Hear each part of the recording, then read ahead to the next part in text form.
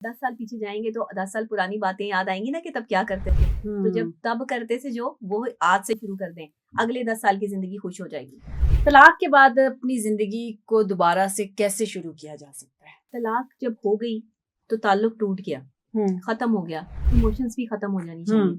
उस चीज का देखिए, किसी भी चीज का दुख दर्द लेके आप बैठे हुए तो फिर आप बैठे हुए पालते रहे आप उसको बच्चों की तरह। आप अपना गम खुद पाल रहे होते हो। अगर आप वो तोहफा एक्सेप्ट कर रहे हैं तो जाहिरी बात है वो तोहफा फिर आपका जो है वो जहनी तवाज़ुन बिगाड़ देगा। जब तलाक हो जाए ना तो शौहर की जितनी बुरी बातें ना सारी याद करना शुरू कर दिया करो। जिस्मानी तो हम अपने मामलात बढ़ा ही लेते हैं, लेकिन जज्बाती तौर पर हम जो है वो इमोशनली तौर पर जरा थोड़े से थके हारे हो जाते हैं। अपनी बीवी के साथ प्यार मोहब्बत का ताल्लुक जो है वो मजीद स्ट्रॉन्ग करें कि जो बच्चा दुनिया में आने वाला है वो आप दोनों की औलाद है।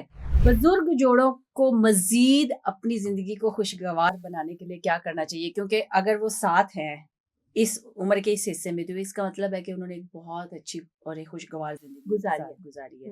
उनको मजीद किस तरह से खुशगवार बना सकते हैं? 10 साल पीछे चले जाएं। अच्छा, वो कैसे?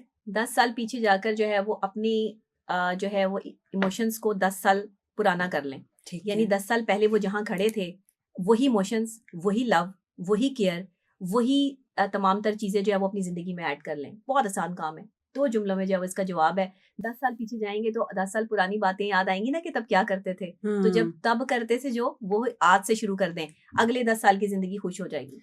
तलाक के बाद अपनी जिंदगी को दोबारा से कैसे शुरू किया जा सकता है? तलाक के बाद अपनी जिंदगी को दोबारा से आप अपनी सोच को तब्दील करके शुरू कर सकते हैं बहुत आसानी से। एक इंसान के साथ रहे हैं, उसके साथ एक अटैचमेंट रही है, आप उस अटैचमेंट से निकलते हुए आपको एक टाइम लगता है। मैंने देखा है कि बहुत जल्दी खासतौर पर लड़कियां नहीं निकल सकती। तो किस तरह से कर सकती हैं उसको? देखिए, कि वो एक बहुत कम अरसे में बहुत जल्दी निकल आए। तलाक जब हो गई तो ताल्लुक टूट गया, खत्म हो गया, इमोशंस भी खत्म हो जानी चाहिए। उस चीज का देखिए, किसी भी चीज का दुख दर्द लेके आप बैठे हुए तो फिर आप बैठे हुए पालते रहे आप उसको बच्चों की तरह। आप अपना गम खुद पाल रहे होते हो। आपको कोई वो गम जो है वो जिसने तोहफे में दे दिया, आपकी अपनी मर्जी है कि आप वो तोहफा एक्सेप्ट करते हैं या नहीं करते। आपकी मर्जी है।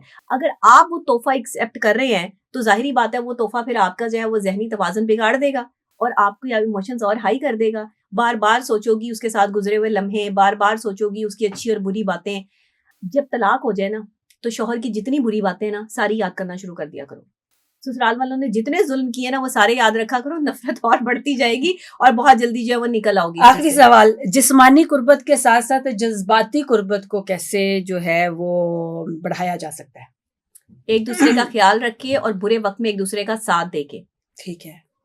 जिस्मानी तो हम अपने मामलात बढ़ा ही लेते हैं, लेकिन जज्बाती तौर पर हम जो है इमोशनली तौर पर जरा थोड़े से थके हारे हो जाते हैं। वहां पर आकर हम जरा पीछे हट जाते हैं। शौहर को चाहिए कि जब बीवी खास मखसूस मामलात में अयाम में हो या इस तरह की जो है वो उस पर एक कर्ब या एक लो वो फील कर रही हो, उस वक्त में उस अपनी केयर और अपनी मोहब्बत जो है वो बढ़ाए, उसका एहसास करे, उसको अच्छी डाइट्स दे, उसको शॉपिंग कराए, कपड़े लेके दे। लेकिन हमारे यहाँ जो अक्सर होता है वो ये होता है कि प्रेगनेंसी के टाइम पे मर्द का रुझान अपनी बीवी से जरा कम हो जाता है और बाहर ज्यादा हो जाता है। ये एक बहुत बड़ा इशू है। बहुत बड़ा इशू है। इससे कैसे निपटा जाए?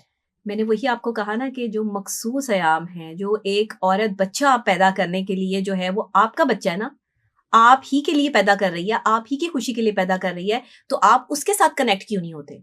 उसके साथ क्यों नहीं जुड़ते? वो चीज जो आप किसी दूसरे का जो है वो एहसास करने में निकालोगे और वहां अपनी फ्रस्ट्रेशन निकाल रहे हो, वही किसी ना किसी तरीके से अपनी इमोशंस को कंट्रोल करके अपनी बीवी को वक्त देना शुरू कर दें।